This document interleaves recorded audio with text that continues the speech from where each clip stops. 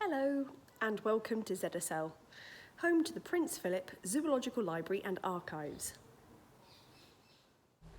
ZSL has always had a library since its foundation in 1826, and as a result, we have in the region of about 200,000 items consisting of books, journals, archives and artworks. And in this video, we would like to share with you some of the highlights and hopefully inspire you to come and pay us a visit. But first, we thought you might like to see what the library looked like in its early days. Prior to 1910, the library had dotted around various central London locations. We've been in places like Leicester Square, and this glorious library here was Hanover Square, and we were here until we moved into this location in 1910, which is where we are still located now. Moving on to our first highlight, we would like to introduce you to this book. This book was published in 1560 by Conrad Gesner, and he was trying to describe every animal that was known to him at the time. Some of the animals are quite clearly what they're supposed to be. For instance, this is clearly a rhino.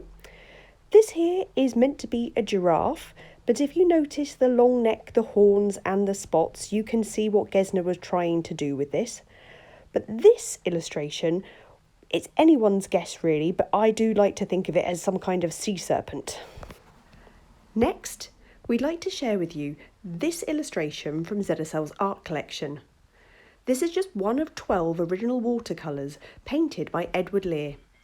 You might be more familiar with Edward Lear for his nonsense poetry, such as The Owl and the Pussycat, but he was also an incredibly talented natural history artist. These next images of parrots are also by Lear from his book A Family of Parrots, published in 1832. Next up, ZSL's archives. The archives are a wealth of information relating to the history of both London and Whipsnade Zoo. We have physical items such as this. This is one of our earliest examples of an entrance ticket to London Zoo. But we also have written records as well. That can be letters, but also things such as this, which is a volume of our daily occurrences.